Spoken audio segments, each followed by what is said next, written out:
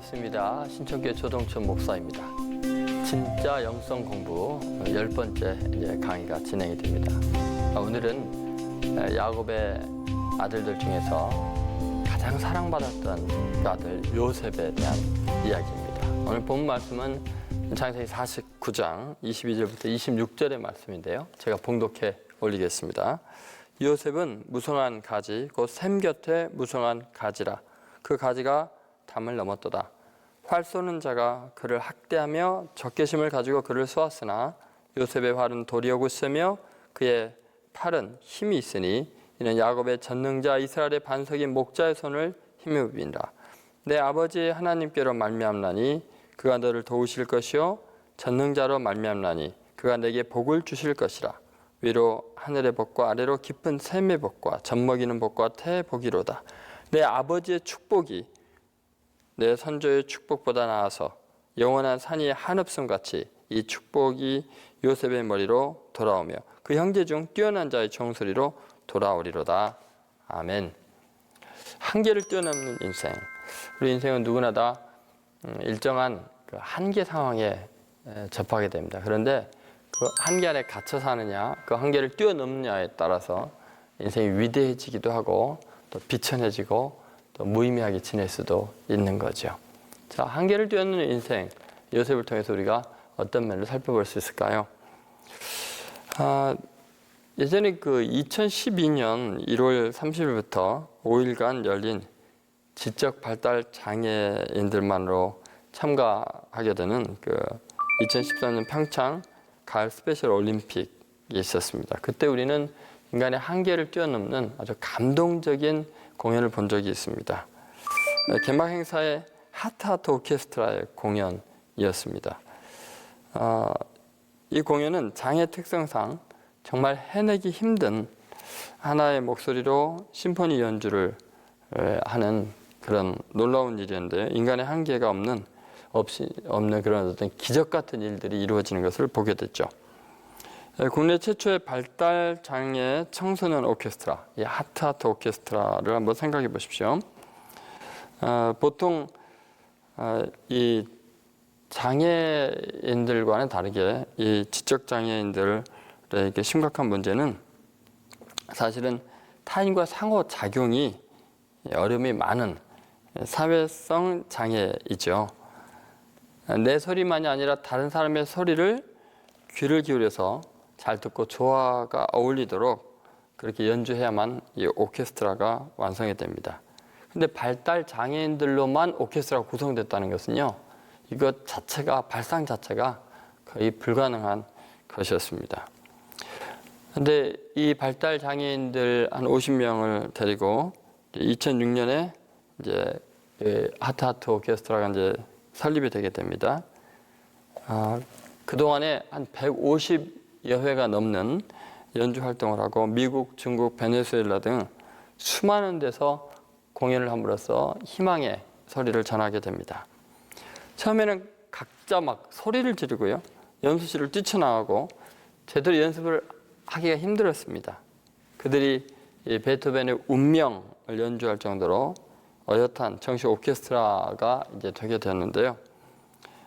단원들이 한 곡을 연주하려면요, 1000번 이상을 연주해야 간신히 소화할 수 있다고 합니다.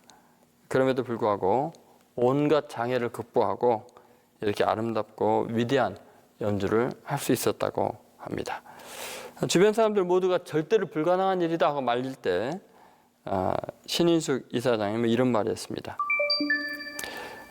우리에게는 비전이 있기 때문에 가능했습니다 라고 말했습니다. 여러분, 우리 인생에 어떤 어려움이 있어도 비전이 있고 꿈 있는 사람들은 그 모든 것을 극복해 나갑니다. 그러니까 한계를 극복해 나갈 때 위대함이 나오는 거죠. 성악가, 세계적인 성악가 조스미 씨를 비롯해서 지금 전 세계를 열광시켰던 싸이나 방탄소년단들, 지금 우리가 생각할 때 너무 놀랍죠.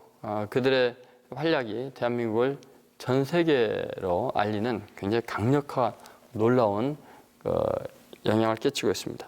미국 레이저기 리그에 진출한 류현진 선수라든지 수많은 우리나라 선수들도 마찬가지입니다. 여러분, 우리는 우리 인생에 어떤 한계가 있을 때 그것을 뛰어넘어갈 때, 한계를 극복할 때 우리의 삶이 아름다움을 드러내게 됩니다. 뉴욕타임즈 1위 선전 베스트셀러인 앤서니 라빈슨의 저서 중에 내 안에 잠든 거인을 깨워라 라는 책이 이미 오래전에 출간되었습니다.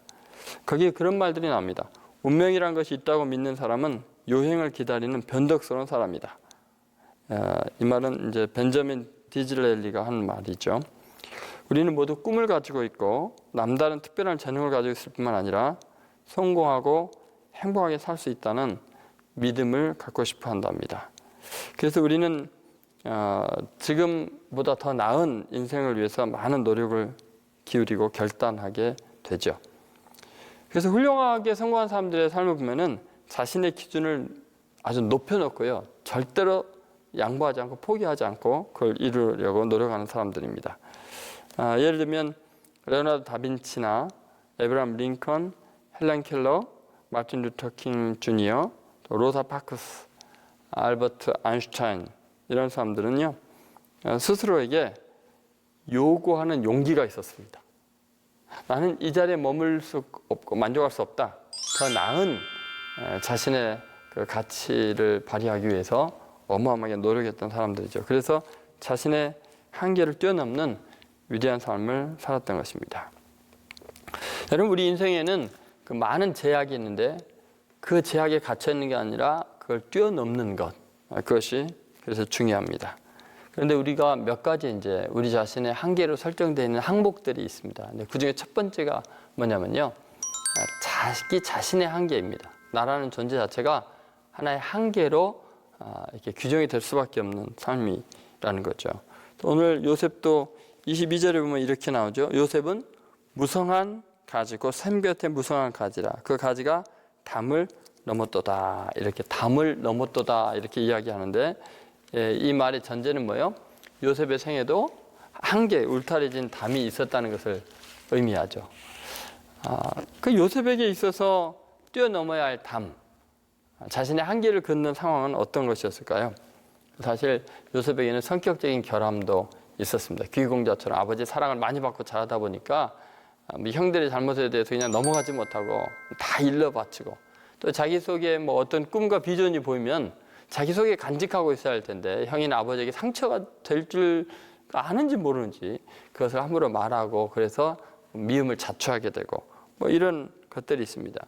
자기 자신의 한계, 이것이 참 고통이 되고 많은 아픔을 주는 제약으로 그에게 다가오게 되죠. 그런데도 불구하고 그 한계를 뛰어넘는 것이 더 중요합니다. 복받은 사람이라는 것은 이 한계를 극복한 사람들을 일컫는 거죠. 이 담 안에 갇혀 있는 존재는 결코 복받은 사람이라고 할 수가 없습니다. 그래서 결국은 뭐냐면 우리가 늘 생각할 때는요, 내 인생에 나를 둘러친 담이 뭔가, 내 한계를 뭔가 이걸 생각하는데 그게 아니라 내가 얼마나 무성해지느냐, 여기에 초점을 맞출 필요가 있습니다. 그것이 한계를 뛰어넘는 거죠. 다시 말해서 오늘 본문에도 보면 요셉은 무성한 가지고 샘 곁에 무성한 가지라. 그 가지가 뭐예요? 담을 넘었도다, 이렇게 나오죠. 그러니까 담이 중요한 게 아니라 담을 넘어버리는 더 큰 능력이 중요한 거죠. 그래서 여러분, 내가 겪고 있는 환경이나 또 본성이나 성격적인 문제 때문에 자신을 제한해서는 결코 안 됩니다. 그 모든 걸 뛰어넘을 수 있는 불굴의 의지, 믿음이 필요한 거죠. 존 스티븐슨이라는 사람이 있습니다. 이 사람은요, 정말 특이한 사람인데 키가 90cm밖에 안 되고요, 몸무게는 20kg밖에 안 되는 정말 왜소한 사람입니다. 이 사람은요, 자기 자신의 존재는 2%밖에 안 되고 나머지 98%는 다 축복으로 채워져 있다라고 말하는 사람입니다. 이 사람은 자신을 소개할 때요, 나는 심리 치료사이고 연설가이다, 이렇게 자기를 이야기할 정도로 세상에서 가장 축복받은 사람이라고 자신에 대해서 소개를 하고 있습니다. 그의 아버지는 시원이 인생에서 할 수 없는 것보다 할 수 있는 게 훨씬 많다고 가르쳤다고 합니다. 사실 그는요, 골성형 부전증이라는 아주 치명적인 병을 앓고 있습니다. 그는 뼈가 달걀 껍질처럼 쉽게 부서지는 병을 앓고 있어도 심지어 재치기를 하면 갈비뼈가 2개가 부러질 정도로 그렇게 약한 뼈를 가지고 있습니다. 의사들은 분명히 그가 얼마 못 살 거라고 이미 단정을 했습니다. 그런데 지금 그 사람은 지금도 건강히 살아있고요. 2011년에 방영 당시에 32살 때 모습이 소개된 적이 있습니다.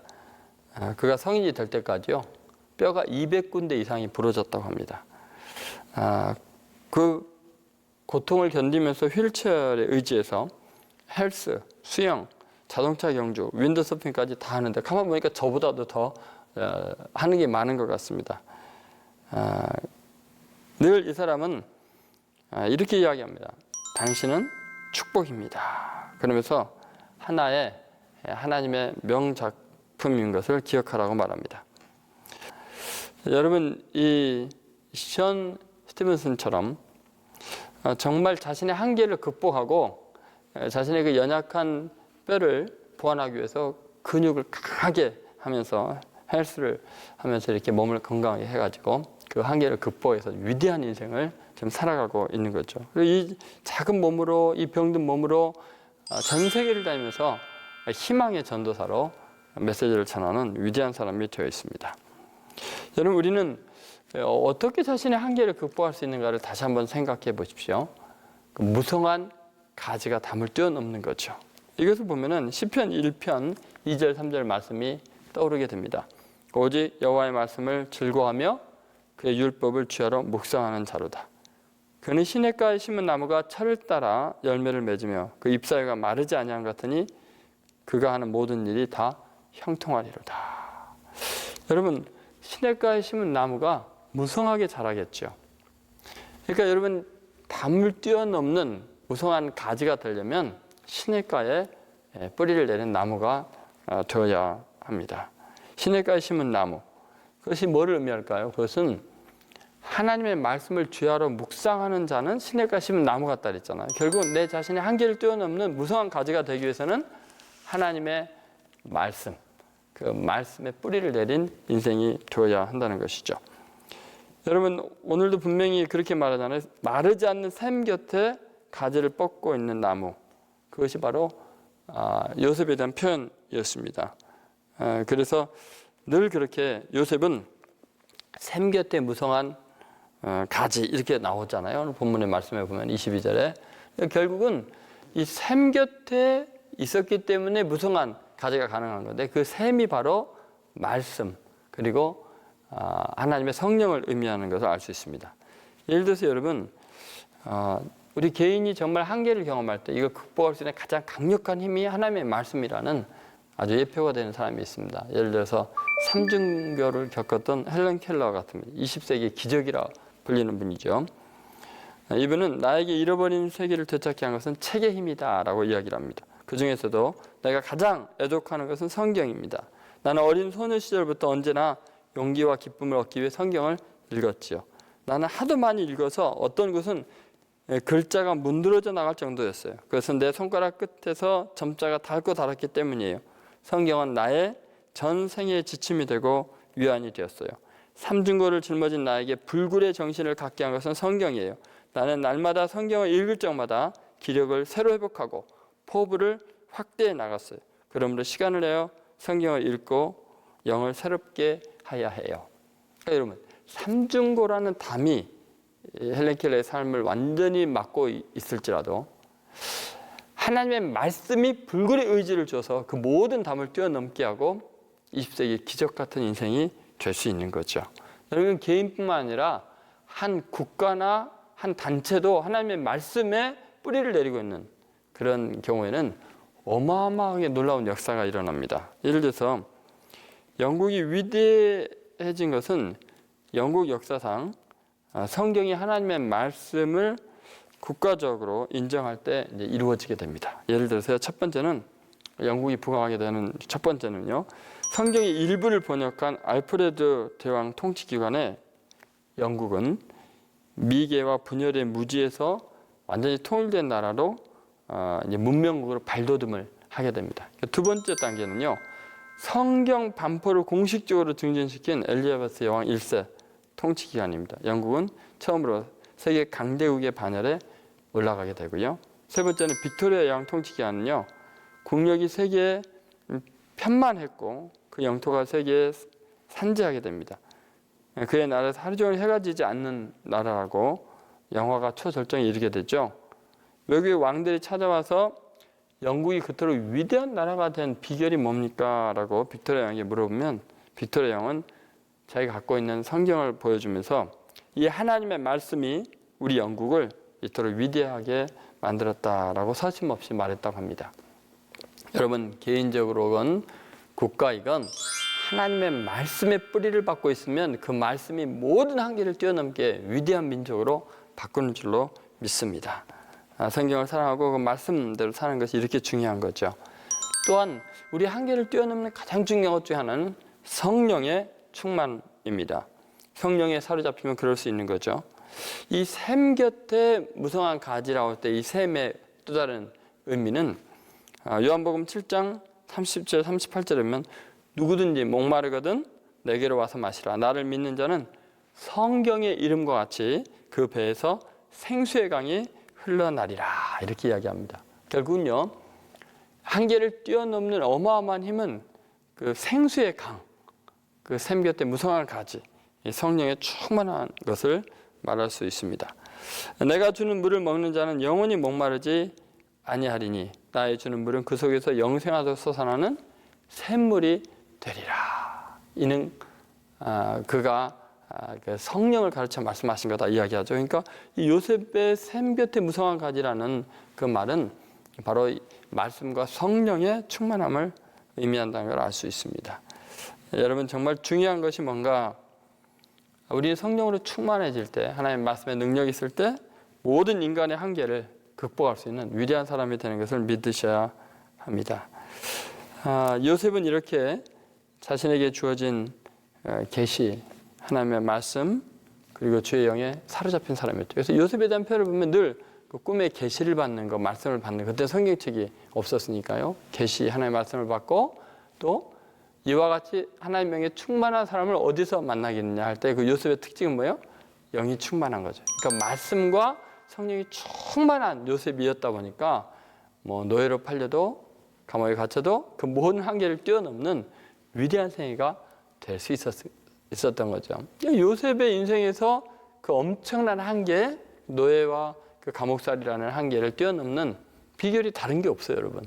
요셉이 뭐 많이 배우기를 했습니까? 외계 노예로 풀려 잡혀가 있는 상태에서는 아무런 소망이 없었지만 그에게는 하나님의 계시의 말씀이 있었고 성령 충만하니까 그렇게 위대한 생애가 될 수 있는 거죠.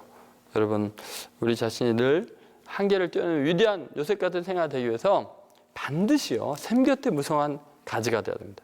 말씀과 성령으로 충만한 여러분 되시기를 주의 이름으로 소원합니다. 두 번째, 대적의 적개심입니다. 우리 인생에서 내 자신도 한계가 있긴 하지만 나를 둘러싼 대적들의 적개심이 내 인생을 한계짓게 하고 가두는 일이 생깁니다. 그것이 23절에서 24절 나와 있는데 제가 읽어드릴게요. 활 쏘는 자가 그를 학대하며 적개심을 가지고 그를 쏘았으나 요셉의 활은 도리어 굳세며 그의 팔은 힘이 있으니 이는 요셉의 전능자 이스라엘의 반석인 목자의 손을 힘입음이라. 이렇게 나와 있습니다. 여러분, 우리는 인생에 자기 주위에 있는 사람들, 대적하는 사람들의 한계를 뛰어넘지 않으면 절대로 성공할 수가 없다는 거죠. 활 쏘는 자가 그를 학대하며 적개심을 가지고 그를 쏘았다. 이 표현을 잘 보면요, 여러분, 끊임없이 그 대적자들은 적개심을 가지고 우리에게 많은 공격을 해오는 것을 지금 이렇게 표현하고 있습니다. 요셉은 생애를 보면요, 계속해서 이 적개심이 가득해서 요셉을 공격하는 사람들이 있었던 거죠. 어렸을 때는 배다른 형들이 자기를 죽이려고 계속 비난을 하고 결국 웅덩이에 쳐놓고 노예로 팔아먹을 만큼 그렇게 비참한 그 인생을 살 수밖에 없었습니다. 또 보디발 장군의 집에서 그렇게 훌륭하게 살지만 놀랍게도 그 보디발 장군의 아내가 또 자기의 요구에 응하지 않는다고 적개심을 가지고 감옥에 쳐넣어서 또 다른 한계에 갇히게 되죠. 우리는 요셉이 악을 행했거나 잘못해서가 아니고 그냥 원하든 원치 아니한던 대적자는 있긴 마련이고 그 대적자들이 우리 인생을 이렇게 늘 가둬두려고 하고 나쁜 소문을 퍼뜨려서 묶어두려고 하고 인생의 앞길을 방해하려고 하는 경우가 참 많다는 것입니다. 이 신체적인 학대, 정신적인 학대, 이 많은 것을 우리들은 늘 경험하게 됩니다. 이것이 우리 인간들이 보편적으로 경험할 수밖에 없는 상황이에요. 어디를 가나 이 대적자들 끊임없이 화를 쏘아대는 그런 인생들이 있기 마련입니다. 그래서 여러분 이것을 극복하고 뛰어넘는 길밖에는 없습니다. 근데 이게 왜 중요하냐면요, 우리가 대적자들의 적개심과 그 분노를 극복해가는 과정이 우리 인생이 위대해지는 겁니다. 그 자체가 성장하고 성숙하고 멋있어지는 거죠. 예를 들면 피터 구버라는 사람은 48살에 영화산업계에서 가장 유명한 사람으로 인식이 되게 됩니다. 그와 그의 동업자인 존 피터스의 작품을 합쳐서 모두 52개 아카데미상 후보에 오를 정도였습니다. 그러니까 이 피터 구버와 존 피터스의 이 작품이라는 것이 전 세계 영화를 다 지금 주름 잡고 있는 것입니다. 이분들의 대표작으로는 미드나잇 익스프레스, 배트맨, 레인맨 이런 유명한 영화들이죠. 소니사에서 이 두 사람에게 콜ум비아 영화사에 이 모든 걸 맡기기 위해서 무려 2억 달러 이상을 들여서 구버 피터스 영화사를 사들이게 되죠. 근데 그 영화 중에서 이제 레인맨이라는 영화를 우리가 한번 생각해 볼 필요가 있습니다. 그 레인맨이라는 영화는요, 세상에 대한 그리고 자폐증 환자인 형에 대한 적대감과 또 이해, 사랑을 그린 영화입니다. 형제 간에 이 자폐증인 형을 바라보는 동생의 그 분노와 좌절과 갈등 이런 것들이 이제 표현되는데, 이 영화는요 누가 봐도 제작을 마칠 수가 없는 그런 영화였습니다. 제작 과정에서요 무려 작가가 5번이나 바뀌고요, 또 심지어 스티븐 스필버그 같은 그 영화 감독이 포기한, 그러니까 영화 감독이 3번이나 중도에 포기할 정도였습니다. 왜 이런 일이 있었을까요? 이 레인맨을 만드는데 왜 이렇게 많은 작가가 바뀌고 감독이 바뀌는 걸까요? 더구나 스티븐 스필버그 같은 분들이 포기할 정도라면 무슨 이유가 있을까요? 도저히 영화로서의 매력을 찾기가 어려운 영화였기 때문입니다. 왜냐하면요, 형을 증오하는 자폐증 형과 동생과의 그 미국 내 여행하는 과정을 자동차 안에서 주로 그 둘의 대화와 그 갈등을 묘사하고, 어쩌다 중간에 내려서 잠깐 경치가 보일 뿐이지 그냥 영화 내내 자동차 안에서 그 두 형제가 티격태격하는 내용입니다. 그런데 피터 구버는 감정의 힘을 이해하고 있는 사람이었습니다. 그는 인간 정신을 감동시키는 영화를 제작하기로 선택한 거죠. 그래서 무엇이 인간의 영혼을 감동시키는지 그는 잘 알고 있었습니다. 그래서 다른 사람들이 아무리 말려도 거기에 동조하지 않았고, 두 형제가 적대감에서 서로를 이해하는 사랑으로, 그 사랑만으로도 정말 그 영화의 모든 것이 다라고 이야기했습니다. 그래서 결국은 이 영화가 오스카상을 받게 될 거라고 말하게 되었죠.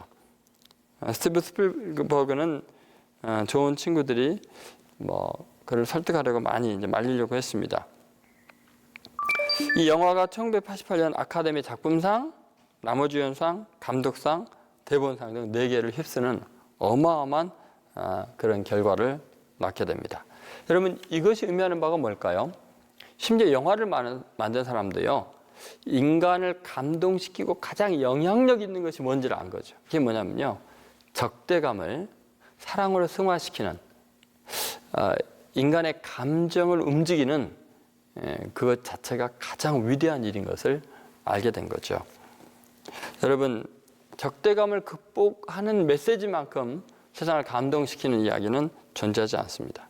아무리 단조롭고 또 좁고 화려하지 않아도 그 어떤 거대한 세트장보다도 훨씬 더 영향력을 크게 끼칠 수 있는 것, 그것이 바로 적대감을 극복하며 사랑으로 승화시키는 일들이 있습니다. 그러므로 요셉의 이야기가요, 어쩌면 막 화려한 이야기보다도 형들이 미움받고 노예로 팔리고 죄수가서 감옥에 갇히는 그 스토리, 뻔한 이야기지만 그것이 정말 전 세계의 수많은 사람들을 감동시키는 이유가 뭘까요? 나중에는 이게 지금 뮤지컬로도 계속해서 새롭게 나오고 그러잖아요. 요셉 스토리가 어메이징 요셉 스토리 뭐 이런 뮤지컬이 나오고 그런 것을 알 수 있습니다.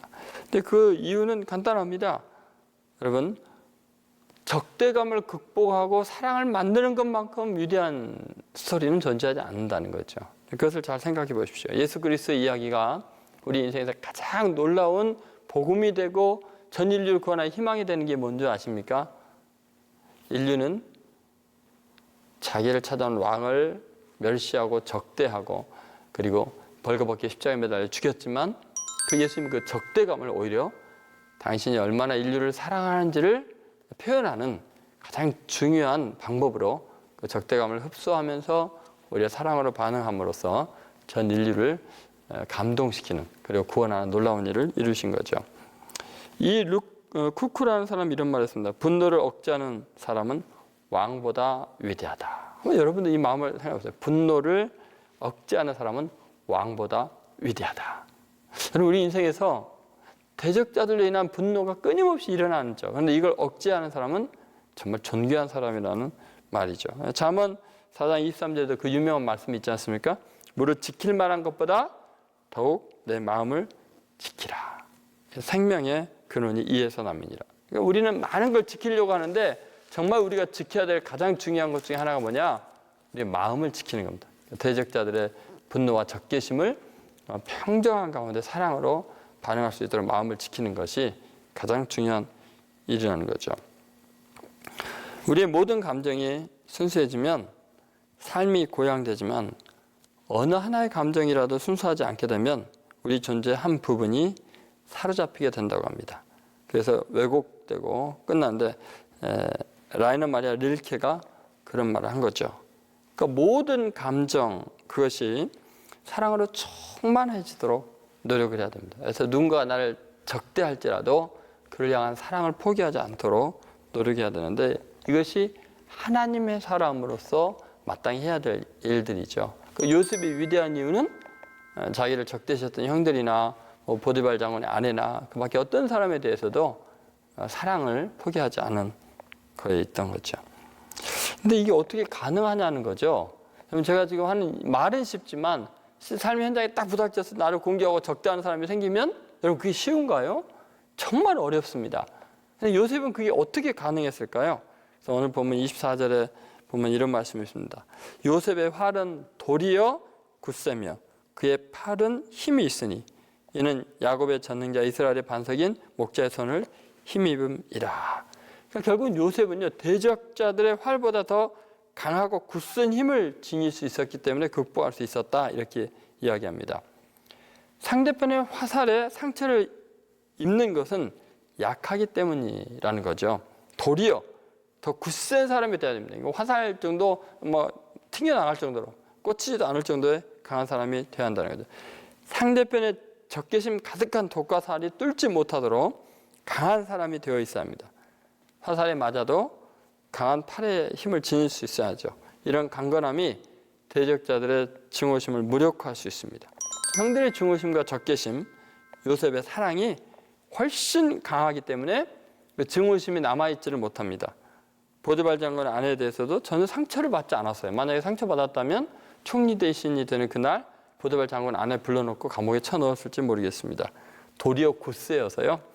하나님의 임재 안에서 하나님의 섭리를 믿기 때문에 전능자의 팔의 힘으로 사랑의 힘으로 그것을 다 극복해버린 것을 알 수 있습니다. 결국은 요셉은 대적자들의 적개심이라는 힘보다도 전능하신 분의 사랑에 더 감동이 되어 있는 거죠. 그러니까 하나님의 사랑이 더 뜨겁게 느껴지니까 대적자들의 그 쏘는 화살이 결코 상처로 남지 않았던 것입니다. 예수님을 한번 생각해 보십시오.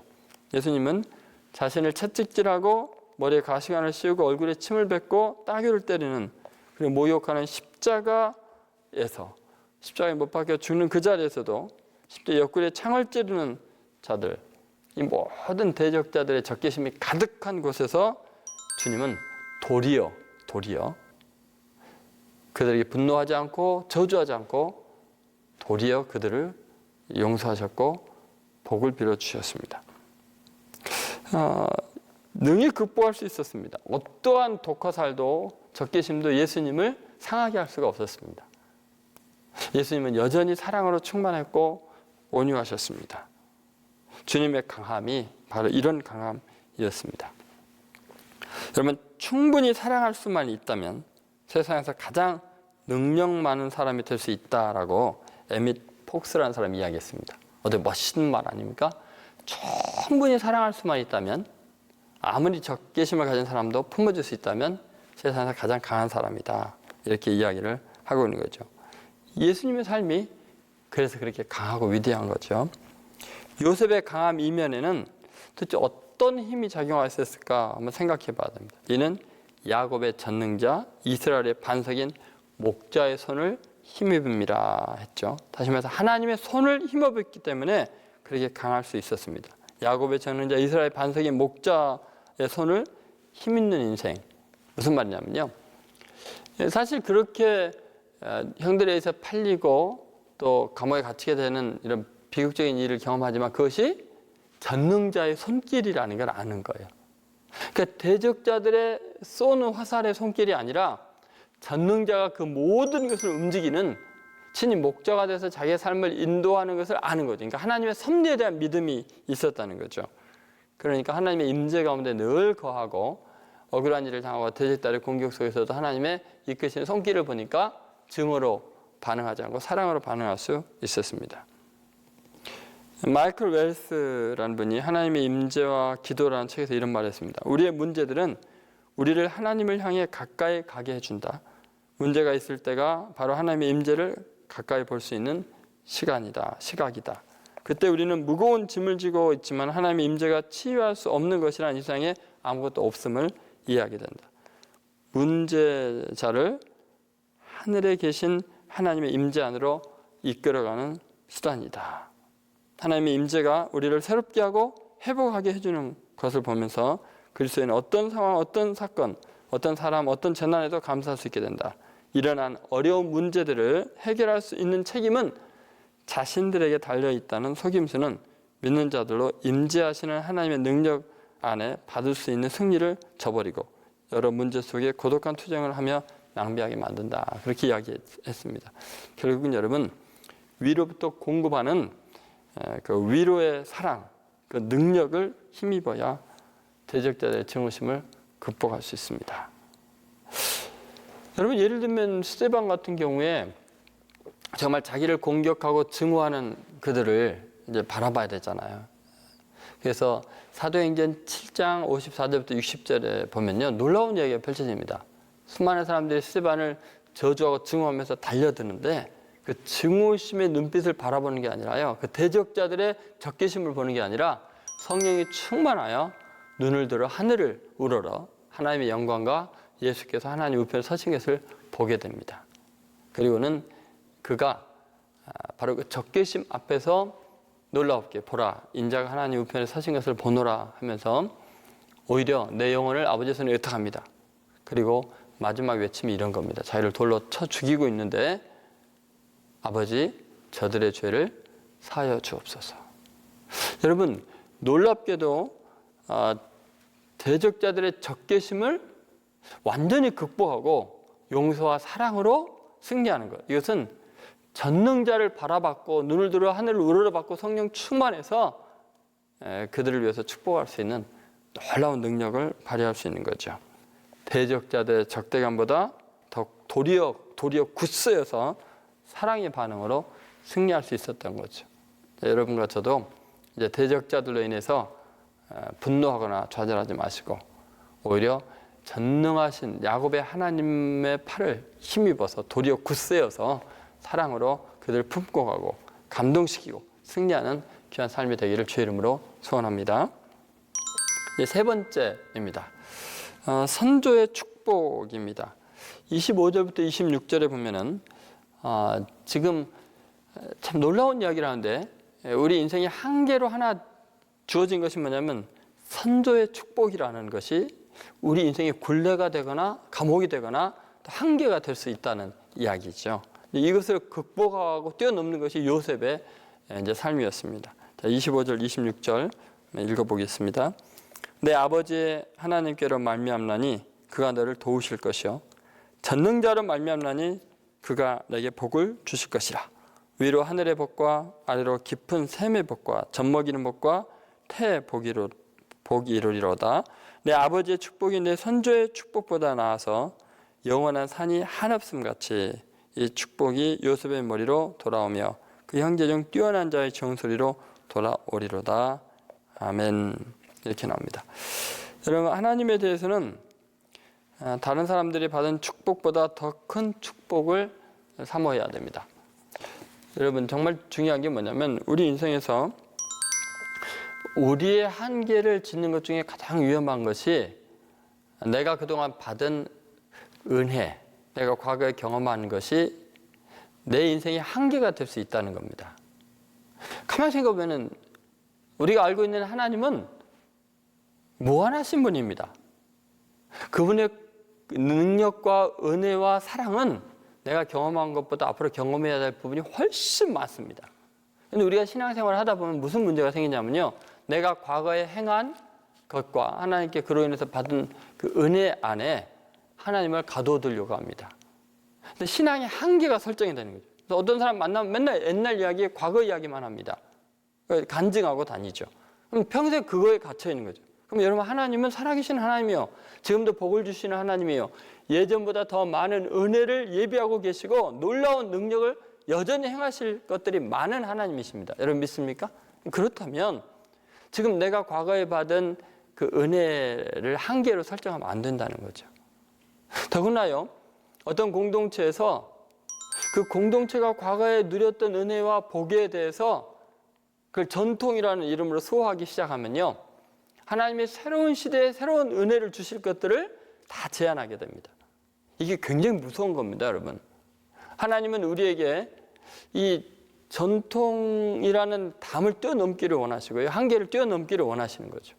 하나님이 그 시대에는 그런 은혜를 주셨고 새 시대가 됐으니까 새로운 은혜를 주기를 원하시는데, 과거의 것, 이것이 전통이라고 하면서 이것만 붙잡으면 새 시대의 새로운 은혜를, 지금도 살아 역사하시는 하나님의 은혜를 경험하기 어려워지는 거죠. 그러니까 여러분, 아브라함에게 주신 복이 있고 이삭에게 주는 복이 있고 야곱에게 주는 복이 있고 요셉에게 주는 복이 있는 거예요. 전혀 다른 차원에서, 그러나 그 핵심 메시지는 같지만 전혀 다른 차원에서 풍요로운 하나님의 은혜를 우리가 경험할 수 있게 되는 거죠. 드와이트 무디 목사님이 이런 말을 했습니다. 당신의 삶을 하나님께 바치면 하나님은 당신이 할 수 있는 것보다 더 위대한 일을 하신다. 여러분, 지금까지 내 삶이 경험한 것보다 더 많은 놀라운 은혜의 세계를 경험할 수 있다고 믿고 미래를 하나님께 맡기고 새로운 세계를 향해서 도전해 나가는 것, 자신의 한계를 극복하는 데 굉장히 중요한 요소입니다. 신앙은 물론 전수받은 것이 분명히 있습니다. 그래서 25절에 보면 이런 말씀이 있죠. 내 아버지의 하나님께로 말미암나니 그가 너를 도우실 것이요 전능자로 말미암나니 그가 내게 복을 주실 것이라. 위로 하늘의 복과 아래로 깊은 샘의 복과 젖먹이는 복과 태의 복이니라. 분명히 내 아버지 하나님께로 말미암는 복이 있어요. 그런데 그 복이 다가 아니라는데 아주 중요한 방점이 있습니다. 이것을 야곱은 지금 요셉에게 지금 가르쳐주고 있는데 26절을 보면 이렇게 나오죠. 내 아버지의 축복이 내 선조의 축복보다 나아서 영원한 산이 한없음 같이 이 축복이 요셉의 머리로 돌아오며 그 형제 중 뛰어난 자의 정수리로 돌아오리로다. 이렇게 이야기하잖아요. 내 아버지의 축복이, 이거는 누구예요? 요셉의 아버지는 야곱이죠. 이 야곱의 축복이 내 선조의 축복보다 나아서, 이 말은 무슨 말이에요? 아브라함과 이삭이 받은 복보다도 야곱이 받은 복이 훨씬 낫다는 거죠. 그러면서 영원한 산이 한없음 같이 이 축복이 요셉의 머리로 돌아온다. 그러니까 영원성이다니, 한없는 그 산의 그 웅장함이 쌓여있는 것처럼 하나님이 앞으로 요셉에게 주실 복이 너무나 많다는 거예요. 여러분, 우리는 내가 물려받은 것보다 더 큰 은혜를 받으려고 사모하는 마음으로 노력을 해야 합니다. 내가 개인적으로 체험하고 누려야 되는 것은 앞으로 하나님이 내게 주실 놀라운 은혜의 세계에 대한 것이지, 내 선조가 받은 것으로 족하면 안 돼요. 야곱은 선조가 주신 것보다 더 놀라운 은혜를 사모하고 나아갔던 거죠. 하나님의 은혜는 사모하고 갈망하는 자의 것이 될 수밖에 없습니다. 침노하는 자의 것이라고, 천국이 침노하는 자의 것이라고 주님이 말씀하셨죠. 새로운 은혜에 대한 기대감으로 여러분 새벽을 깨고 일어나야 합니다. 지나간 날의 은혜에 만족하지 말고 새로운 은혜를 갈망해야 합니다. 크신 하나님은 예전에 베푸신 것보다 더 많은 은혜를 베풀 수 있다는 믿음을 가지셔야 합니다. 선조들의 축복을 뛰어넘을 수 있는 더 놀라운 은혜를 갈망하는 것, 그것이 요셉에게 야곱이 주고 싶은 이야기였습니다. 사도 바울은 이렇게 고백하죠. 형제들아, 나는 아직 내가 자본줄로 여기지 아니하고 오직 한 일, 즉 뒤에 있는 것은 잊어버리고 앞에 있는 것을 잡으려고 표대를 향하여 그리스도 예수 안에서 하나님이 위에서 부르신 부름의 상을 위하여 달려가노라. 빌립보서 3장 13절 14절 그 유명한 말씀이죠. 사도 바울이 그렇게 전 세계를 복음하고 신약성의 27권 중에 13권을 쓸 정도로 위대한 사역자가 된 이유는 뭘까요? 바울은요, 자기가 이전에 행한 일은 다 잊어버린다는 거예요. 자기가 이룬 업적도 전도한 것도 교회 세운 것도 다 잊어버리고 새로운 교회를 세우기 위해서 새로운 표대를 향해서 위대하게 도전해 나가는 거죠. 하나님께서 또 다른 은혜를 주시고 복을 주실 줄로 믿었기 때문에 전 세계가 복음화되는 놀라운 일을 이룰 수 있었습니다. 여러분, 루이 암스트롱을 아실 것입니다. 재즈 역사상 가장 중요한 영향을 끼친 인물이죠. 특유의 이 보컬 창법으로 수년간에 셀 수 없지 않은 많은 사람들이 영향을 받습니다. 세계 순회 공연은 미국의 친선 대사로 일컬을 만큼 그를 위대하게 알려졌죠. 그는 사실 너무나 불쌍한 출생식구를 했던 사람입니다. 그는 거리에서요, 사실은 동냥하기 위해서 노래를 불렀던 어린 시절을 지내야 했습니다. 그럼에도 불구하고 그는 가장 위대한 그런 삶을 살아가게 되죠. 이 아이는 어렸을 때 벌써 경찰에 체포되어 가지고요, 그 고난을 겪기도 하고 어려운 일이 많았습니다. 그런데 그 모든 자신의 한계를 뛰어넘어서 위대한 암스트롱이 되었던 거죠. 그가 그렇게 위대한 사람이 될 수 있었던 것은 그의 삶에서 불굴의 의지가 있었기 때문에 그렇습니다. 하나님의 은혜를 향한 갈망이 있었기 때문에 이 모든 것이 가능했던 거죠. 그가 세상을 떠나기 4년 전 1967년에 녹음한 멋진 세상의 가사를 들어보면 이렇게 나옵니다. 친구들이 서로 만나 악수를 하며 안녕이라고 인사하는 것을 봅니다. 진심으로 나는 너를 사랑해라고 말하는 것 같군요. 아이들의 웃음소리를 들으며 그들이 커가는 것을 지켜봅니다. 그들은 내가 알고 있는 것보다 훨씬 더 많은 것을 배우겠지요. 그리고 나는 생각한답니다. 얼마나 멋진 세상이냐고. 여러분, 그는 흑인으로서 가장 비참하고 힘겨운 삶을 살아왔지만 그는 세상이 너무나 아름답다고 멋지다고 이야기합니다. 왜냐하면 그는 더 나은 세계를 꿈꾸고 있었기 때문에 그렇죠. 그리고 아이들의 웃음소리를 들으면서 커가는 것을 지켜보는, 그러니까 그들이 변화되고 발전된 우리 아이들의 세계는 더 나은 세계일 것을 꿈꾸는 거죠. 그래서 그들은 내가 알고 있는 것보다 훨씬 더 많은 것을 배우겠죠, 이야기하잖아요. 정말 그렇습니다. 루이가 꿈꿨던 멋진 세상이 우리가 트럼프 이전에 놀랍게 흑인이 대통령이 되어서 전 세계 역사에 정말 큰 감동을 줬던 것을 우리가 기억할 것입니다. 얼마나 멋진 세상인가. 한계를 뛰어넘을 때 세상은 참으로 멋지게 되어 있죠. 하나님께서 우리에게 이런 인생을 주신 것, 그 안에 갇혀 있으라고 한 것이 아닙니다. 하나님의 말씀과 성령으로 충만해서 정말 대적자들보다 더 강한 전능자의 팔을 힘입어서 세상을 멋지고 아름답게 만들어가는 귀한 인생, 한계를 극복한 요셉 같은 인생 되시기를 주의 이름으로 축원드립니다. 고맙습니다.